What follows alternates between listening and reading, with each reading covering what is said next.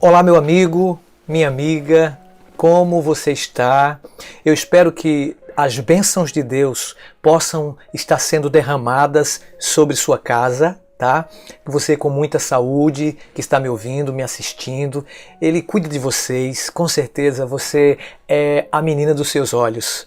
Seja bem-vindo, seja bem-vinda ao Nisto Cremos, a esta série que tem viralizado esperança, que tem proporcionado alegria e conhecimento, acima de tudo, das santas palavras de Deus contidas neste livro chamado Bíblia.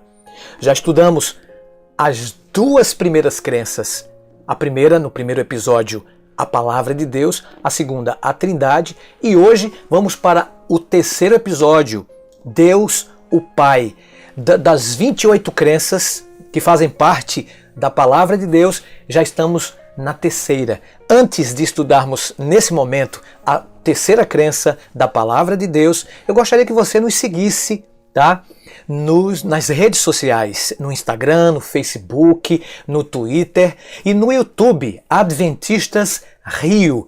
Aproveite, se você estiver no YouTube, você pode se inscrever e ativar o sininho, porque toda vez que nós lançarmos um material novo, como esta série, por exemplo, Nisto Cremos, em direto ou em estreia, você será comunicado. O YouTube automaticamente faz esse trabalho, tá bom? E que você seja ricamente abençoado pelo Espírito de Deus. Antes de estudarmos a crença de número 3, o episódio 3, o Deus o Pai, eu gostaria de pedir a orientação divina para este estudo. Se você puder, feche seus olhos e ore comigo. Pai querido, muito obrigado por estudarmos a Tua Santa Palavra. Iremos abrir a Tua Bíblia nesse momento.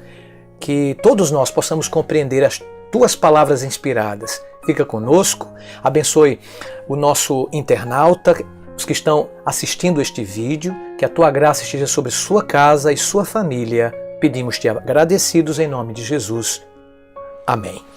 Muito bem, a palavra de Deus já está aberta, se você puder nos acompanhar, esteja com ela aí, seja no celular, no tablet, ou ela de fato, né, como você tem tradicionalmente, você acompanhe-nos nesta jornada, nesta maratona de 28 crenças da palavra de Deus. E hoje vamos falar sobre Deus, o Deus maravilhoso, o nosso Pai. Ele é eterno, Ele é o Criador, o originador, gente. Deus é mantenedor, Ele é soberano de toda a criação. Ele é justo e compassivo, clemente, tardio em irar-se. Ele é grande e constante em amor e fidelidade. Vale lembrar que as qualidades e os poderes manifestos no Filho e no Espírito Santo também são os mesmos deste Pai. O caráter de Deus é agora contemplado em toda a sua glória e seu maravilhoso nome é vindicado por todo o universo vasto. Deus Pai é frequentemente mal interpretado, mal compreendido, e muitos parecem conhecer muito bem a missão de Jesus na terra em favor da humanidade, né, que Ele morreu por nós, bem como também conhecido o papel do Espírito Santo no interior do indivíduo. Mas o que tem a ver o Pai com isso, com cada um de nós? Ele, em contraste com o gracioso Filho e o Espírito, parece estar bem distante, totalmente afastado, não é? Do mundo. O Senhor está ausente. Ele realmente é Deus amorável, Deus poderoso. Outros conhecem como o Deus do Antigo Testamento, um Deus vingativo, caracterizado pelo preceito olho por olho, dente por dente. Mateus 5, 38. Para muitos, Deus é inflexível e requer de seres humanos perfeitas ações, está pronto a punir, não é? Parece que existe um contraste terrível entre o Deus do Novo Testamento e o Deus do Antigo Testamento. O do Novo Testamento é amorável, que oferece a outra face e reconhece que se ande a segunda milha, conforme lá em Mateus 5, verso 39. Já no Antigo Testamento é diferente, é aquele Deus que pune, é aquele Deus que mata, é aquele Deus severo. Será que realmente o Deus do Antigo Testamento é o Deus do Novo Testamento? Esses dois testamentos estão em favor da salvação? Olha só o que diz a Bíblia. Havendo Deus outrora falado muitas vezes e de muitas maneiras aos pais pelos profetas, nesses últimos dias nos falou pelo Filho, a quem constituiu herdeiro de todas as coisas, pelo qual também fez o universo. Hebreus 1, versos 1 e 2. Embora o Antigo Testamento não faça alusão às pessoas da divindade, não faz distinção entre elas. Mas o Novo Testamento deixa claro que Cristo, o Deus Filho, foi o agente ativo da criação, João 1, de 1 a 3. E que Jesus Cristo foi o Deus que conduziu o povo de Israel para fora do Egito, 1 Coríntios 10, de 1 a 4.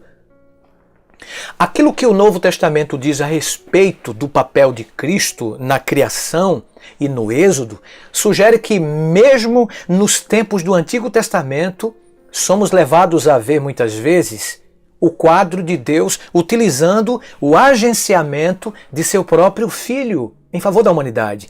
Deus estava em Cristo, diz o apóstolo Paulo, reconciliando consigo o mundo, 2 Coríntios 5, verso 19. E o Antigo Testamento descreve o Pai, o amorável Deus, assim, nos seguintes termos, que Deus é amor, né? Deus é nosso Pai, Êxodo 33, verso 20.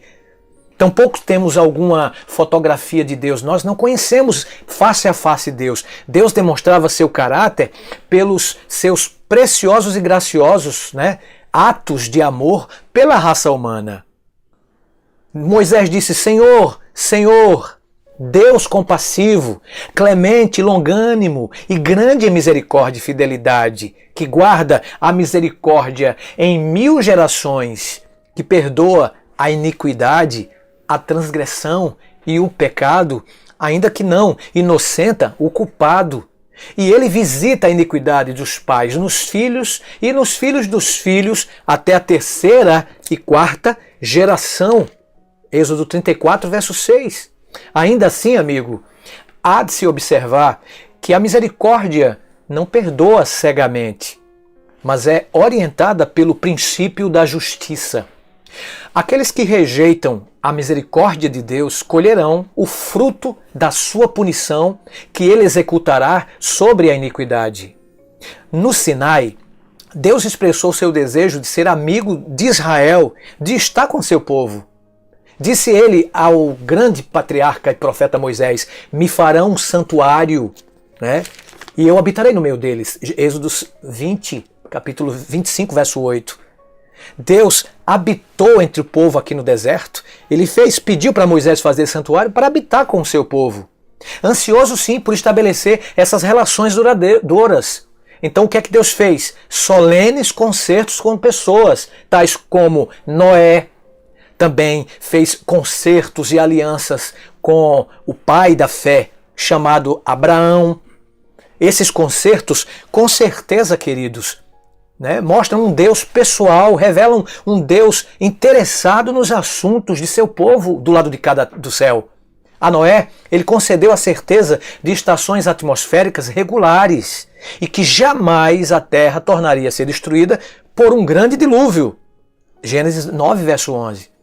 A Abraão, ele prometeu uma numerosa descendência e uma terra na qual ele e seus descendentes, com certeza, segundo a Bíblia, poderiam habitar. Gênesis 15, verso 18. Na qualidade do Deus do Êxodo, ele conduziu miraculosamente uma nação de escravos rumo à liberdade. Esse grande ato redentivo representa o pano de fundo de todo o Antigo Testamento e constitui um exemplo de seu ardente desejo em ser nosso Redentor. Deus não é uma pessoa distante, como muitos pensam, separada, desinteressada, mas alguém muitíssimo interessado em nossas ocupações, amigos. Os Salmos revelam de modo especial a inspiração proveniente das profundezas do amorável envolvimento divino. Quando contemplo, disse o salmista, os céus, os teus céus, obras de tuas mãos, a lua e as estrelas que estabeleceste, que é o homem que dele te lembres, e o Filho do Homem, que o visites. Salmo 8, versos 3 e 4.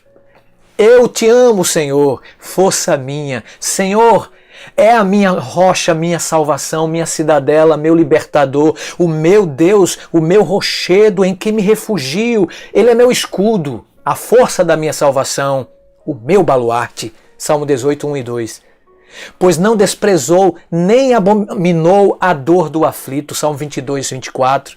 Davi, ele deslumbrou, amigos, Deus como um agente que podia encontrar refúgio. Algo muito parecido com as cidades de refúgio dos israelitas, aos quais abrigavam os fugitivos inocentes de Israel. O tema do refúgio, que é recorrente nos Salmos, retrata tanto a Cristo quanto ao Pai. A divindade aqui era um refúgio, pois no dia da adversidade, Ele me ocultará no seu pavilhão. No recôndito do seu tabernáculo, me acolherá. Elevar-me-á sobre uma rocha. Salmo 27, verso 5. Deus é nosso refúgio, lembra desse texto? Fortaleza, socorro bem presente na angústia. Salmo 46, verso 1. Como em redor de Jerusalém estão os montes, assim o Senhor em derredor do seu povo, desde agora e para sempre. Salmo 125, 2. O salmista expressou o anseio que ele sentia por maior comunhão com seu Deus nos seguintes termos, como suspira a corça pelas correntes das águas, assim por ti, ó Deus, suspira a minha alma. A minha alma, ele continua, tem sede de Deus, do Deus vivo, Salmo 42, 1 e 2. Por experiência própria, Davi testificou, confia os teus cuidados ao Senhor, e Ele te susterá. Jamais permitirá que o justo seja abalado. Salmo 55, 22. Confiai nele, povo, o tempo todo. Derramai perante ele o vosso coração. Deus é o nosso refúgio. Salmo 62, 8. Mas tu, Senhor, és Deus compassivo, cheio de graça, paciente e grande em misericórdia. E em verdade. Salmo 86, 15. Depois de haver praticado um adultério e um assassinato, Davi clamou com profunda sinceridade nas seguintes palavras: compadece de mim, ó Deus, segundo a tua benignidade e segundo a multidão das tuas misericórdias. Apaga as minhas transgressões. Não me repulses da tua presença, nem me retires o teu Santo Espírito. Salmo 51, verso 1 e 11. Ele foi encontrado em segurança porque Deus é o Deus da sua paz, Deus é misericordioso, pois quanto ao céu se alteia acima da terra, assim é a grande misericórdia de Deus para com os que o temem. Quando dista o Oriente do Ocidente, diz o salmista, assim afasta de nós as nossas transgressões. Como um pai se compadece dos seus filhos, assim o Senhor se compadece dos que o temem, pois Ele conhece a nossa estrutura e sabe o que somos pó. Salmo 103, 11 a 14. Deus é alguém que faz justiça aos oprimidos e dá pão aos que têm fome, amigo. O Senhor abre aos cegos os olhos. O Senhor levanta os abatidos. O Senhor ama os justos. O Senhor guarda o peregrino. O Senhor ampara o órfão, a viúva. Salmo 146. É extraordinário saber que Deus é pintado pelos Salmos como um Deus de fidelidade. Um Deus a despeito da grandeza, de Israel, que vagueou afastado durante a maior parte do tempo, mas Deus sempre esteve com seu povo. Deus é retratado como amando Israel de forma como um marido ama a sua esposa. Você sabe que o livro de Oséias salienta pungentemente a fidelidade desse Deus em face à flagrante infidelidade e rejeição por parte do seu povo. Deus continua perdoando o seu povo. Deus continua com o mesmo caráter do Antigo Testamento, do Novo Testamento. Embora Deus permitisse ao povo experimentar as calamidades decorrentes de sua própria infidelidade, na tentativa de corrigir os seus maus caminhos, os caminhos terríveis que Israel prosseguiu, o que é que Deus fez? Deus continuou com sua misericórdia. Ele ainda lhes assegurava: tu és o meu servo, eu te escolhi e não te rejeitei, não temas, porque eu sou contigo. Olha o que diz a palavra: não te assombres, porque eu sou o teu Deus, eu te fortaleço, te ajudo, te sustento com a minha destra fiel. Isaías 41, versos 9 e 10. A despeito desta infidelidade israelita, Deus ainda promete e nos ajuda e nos abençoa. Aquele que confessa a sua iniquidade, aquele que pede perdão a Deus, Deus promete dar vida, e uma vida eterna, se o nosso coração incircunciso se transformar, né? E assim Deus continua conosco. Deus sempre foi um Deus de amor, e mesmo Deus permitindo, não é, que as consequências de nossas ações sigam seu curso, ele nunca vai deixar de nos amar, nunca vai deixar de ser o nosso Deus, não é? Ele sempre nos amou. Eu te formei, disse ele, meu servo, meu povo, nunca me esquecerei de ti. As tuas transgressões eu desfarei como névoa, como a nuvem. Torna-te para mim, diz a Bíblia, porque eu te remi. Isaías 44, 21. Não é de admirar que ele pudesse dizer: olhai para mim e sede salvos, vós todos os termos da terra, porque eu sou Deus e não há outro. Isaías 45, verso 22. Essa descrição do Antigo Testamento de Deus como um Deus de vingança, né, que muita gente pensa, deve ser compreendido o seguinte: no contexto da destruição de seu povo fiel por parte dos ímpios. Ao apresentar o tema do Dia do Senhor, por exemplo, os profetas revelaram os atos de Deus em favor do seu povo no tempo do fim. Trata-se de um dia de salvação para o seu povo, mas um dia de vingança de seus inimigos. Lembre-se disso, amigo, os quais eles serão destruídos de fato. Dizia aos desalentados, né? Dizei, né, ao desalentado, diz a Bíblia, que Deus é o Deus de vingança. Ele vem, ele vai retribuir, sim, ele vem e vos salvará. Isaías 35, verso 4. Dirigindo-se a Israel, Moisés referiu-se a Deus como um pai, né, daquele povo qual havia salvo, né? Havia libertado. Eu te adquiri, eu te estabeleci, e pela redenção Deus adotou Israel, vocês sabem disso, como seu filho. Isaías escreveu: Senhor, tu és o nosso pai, Isaías 64, 8. E através de Malaquias, ainda no Antigo Testamento, Deus estabelece um vínculo entre sua paternidade e o papel que desempenhou como Criador. Não temos nós todos o mesmo pai? Não nos criou o mesmo Deus? Malaquias 2, verso 10. Deus é nosso Pai, tanto pela criação quanto pela redenção. Quão extraordinária é esta verdade, amigo, amiga. O Deus do Antigo Testamento não difere daquele que encontramos no Novo Testamento. Deus é Pai.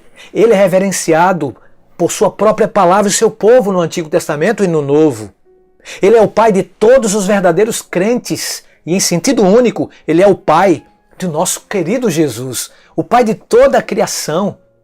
Paulo identifica o Pai e distinguindo de Jesus Cristo, dizendo assim: todavia, para nós há um só Deus, o Pai, de quem são todas as coisas, e um só Senhor, Jesus Cristo, pelo qual são todas as coisas, e nós também por Ele. 1 Coríntios 8, verso 6. O apóstolo testifica: por esta causa me ponho de joelhos diante do Pai, de quem toma o nome toda a família da terra, tanto no céu como neste planeta. Efésios 3,14.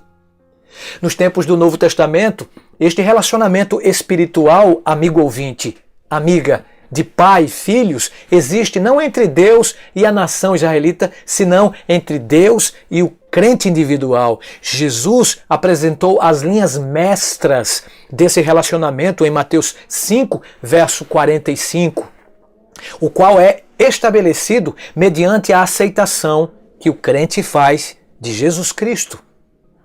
Por meio da redenção, operada por Jesus Cristo na cruz do Calvário, os crentes são adotados como filhos de Deus.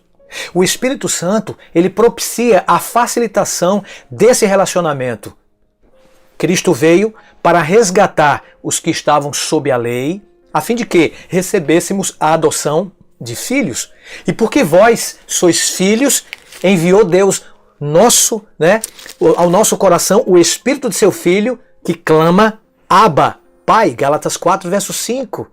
Portanto, Jesus, o Filho de Deus, ofereceu a mais profunda visão do Pai, quando na qualidade de autorrevelação divina, se tornou em carne humana. João 1, versos 1 e 14. João declara, ninguém jamais viu a Deus, é verdade. O Deus unigênito, que está no seio do Pai, é quem o revelou. João 1,18. Jesus disse, eu desci do céu. João 6,38. Quem me vê a mim, vê o Pai. João 14,9. Conhecer Jesus é conhecer o Pai, queridos. A Epístola aos Hebreus salienta a importância dessa revelação pessoal, dizendo, havendo Deus outrora falado muitas vezes e de muitas maneiras aos pais pelos profetas, nestes últimos dias nos falou pelo Filho, a quem constituiu herdeiro de todas as coisas, pelo qual também fez o universo. Ele é o resplendor da glória e a expressão exata do seu ser. Hebreus 1, 1 a 3. Jesus revelou seu Pai como um Deus doador. Nós podemos contemplar essas dádivas na criação, em Belém e no Calvário. Na criação, o Pai e o Filho agiram conjuntamente. Deus nos concedeu a vida, apesar de saber que isso conduziria, afinal, à morte do seu próprio Filho em Belém. Deu-se a si mesmo ao nos doar seu próprio Filho. Quanta dor, gente, experimentou o Pai Deus ao seu Filho amado vir aqui à Terra, nesse poluído planeta. Imagine o sentimento do Pai quando teve que contemplar Jesus estendido ali na cruz. O amor e a adoração aos anjos. Jesus deixou para vir aqui ser cuspido por pecadores, ser maltratado por homens vis. Contudo, o Calvário é o Calvário que nos propicia a mais profunda compreensão do amor de Deus. Ele, Jesus, sendo divino, sofreu essas dores, sofreu em morrer no nosso lugar. E este sofrimento foi muito mais profundo do que algum ser humano jamais poderia suportar. Deus, o Pai e Jesus Cristo sofreram na mesma medida, lembre-se disso. Poderia ter sido dado maior testemunho acerca do Pai? A cruz revela como coisa alguma poderia fazer a verdade a respeito do tema da morte de Jesus e deste amor do Pai. Ele disse, amai os vossos inimigos, orai pelo que vos perseguem, para que vos torneis filhos do vosso Pai celeste, porque Ele faz nascer o sol sobre os maus e sobre os bons. Sobre todos eles também vira a chuva. Será grande o vosso galardão, diz a Bíblia, e sereis filhos do Altíssimo, pois Ele é benigno até para com os ingratos e maus. Sede misericordiosos, como também é misericordioso vosso Pai. Lucas 6, 35 e 36. Ao baixar-se e levar, ao baixar-se aqui na terra e ter que descer a este vil mundo pecaminoso, Jesus simplesmente mostra para o mundo inteiro que Deus, o seu Pai, amava o planeta de tal forma que Ele veio para morrer no nosso lugar. Deus e Jesus e o Espírito Santo estavam interessados na salvação do ser humano. Deus e o Espírito Santo e o próprio Filho continuam amando a humanidade. E por isso eles três vão fazer o possível para nos dar a sua paz, a sua vida eterna. Oh, querido, que promessa maravilhosa que Deus dá a cada um de nós. Ele é nosso Pai amoroso. Ele é nosso Redentor. Ele trabalhou no Antigo Testamento e no Novo Testamento e nos nossos dias, em pleno século XXI. Todos estes que fazem parte da Santíssima Divindade estão interessados em salvar a você e a mim. Por isso que 3 das parábolas de Cristo retratam o amorável interesse do Pai, Deus, pela humanidade perdida. Isso está registrado em Lucas 15. A parábola da ovelha perdida, por exemplo, ensina que a salvação provém da iniciativa de Deus e não decorre da busca que dele façamos. Assim como o pastor ama as suas ovelhas e coloca a sua própria vida em risco quando uma delas se extravia, assim, em medida muitíssimo maior, Deus manifesta seu anelante amor por todos os perdidos. Essa parábola possui também um significado cósmico, amigo. A ovelha perdida representa nosso mundo rebelde. Não mais que um mero átomo no vasto universo de Deus.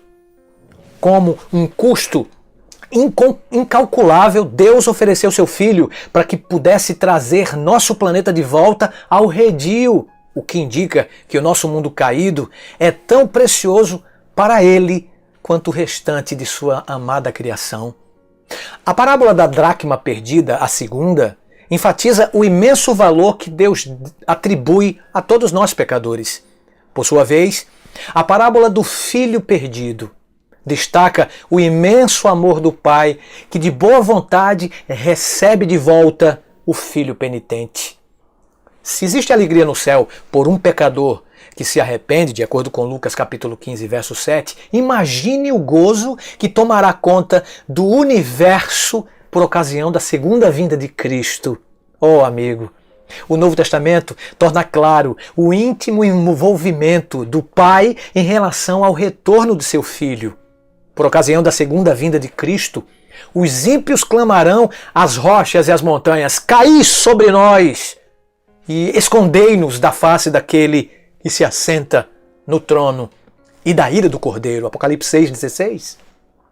Jesus disse: porque o Filho do Homem há de vir na glória de seu Pai com os seus anjos. Mateus 16, 27. E vereis o Filho do Homem assentado à destra, à direita do Deus Todo-Poderoso, e virá sobre nuvens dos céus. Mateus 24, verso 64. Ah, amigo, o Pai anela nos ver de volta, finalmente conduzidos a seu eterno lar. Esse é o desejo do Pai.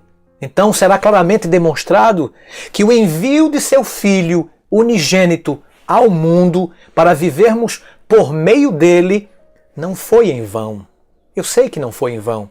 Somente o amor insondável e abnegado pode explicar por que, embora ainda fôssemos seus inimigos, fomos reconciliados com Deus mediante a morte do seu Filho Jesus Cristo. Como poderíamos refutar um amor de tamanha grandeza e falhar em reconhecê-lo como nosso Pai? Oh, querido, eu concluo. A Deus nós pertencemos pela criação. Em Deus renascemos pelo seu perdão. De Deus nós seremos pela redenção. Em Cristo nós temos plena salvação. Eu quero concluir pedindo para que os arautos do rei, nesse momento, cantem. Cantem uma música poderosa que fala do amor deste Deus poderoso para cada um dos seus filhos. Nós, perdidos, mas Ele veio para nos reconciliar ao seu Pai. Ouçam os arautos enquanto você e eu nos entregamos completamente nas mãos poderosas de Deus, porque Ele é dono de nossas vidas, pois a Deus todos nós pertencemos.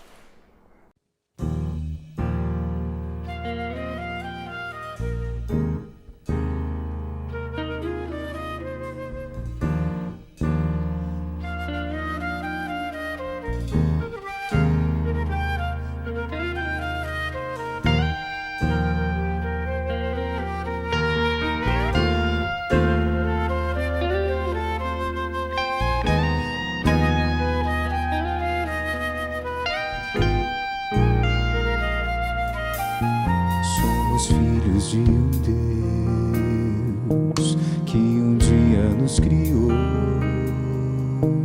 Fomos salvos por Jesus, que na cruz por nós morreu. Somos templos do Espírito, que um dia nos tocou. Fomos sim justificados pela graça lá do céu. Só nos resta agradecer no viver a esse Deus, pela vida que nos deu, pelo preço que pagou. Como herdeiros da promessa, não devemos esquecer de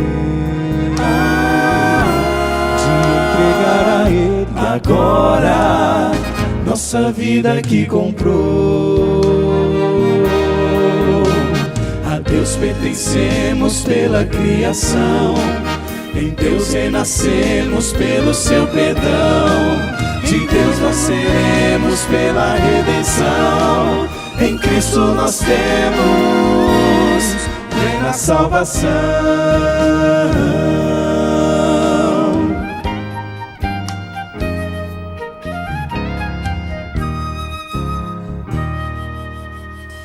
É a comunhão com Cristo que produz transformação. É a submissão a Ele, só a Ele, que corrige o viver. É aceitar seu sacrifício, que traz paz ao coração. Comunica a vida eterna e projeta um novo ser. E é pela obediência aos reclamos desse amor, é por frutos que mostramos que nós somos de Jesus. Pela fé nós aguardamos o retorno do Senhor, para buscar aqueles que o esperam em poder, em glória e luz. A Deus pertencemos pela criação, em Deus renascemos pelo seu perdão, de Deus nós seremos pela redenção. Em Cristo nós temos plena salvação. A Deus pertencemos pela criação, em Deus renascemos pelo seu perdão, de Deus nós seremos pela redenção. Em Cristo nós temos, em Cristo nós temos, em Cristo nós temos plena salvação.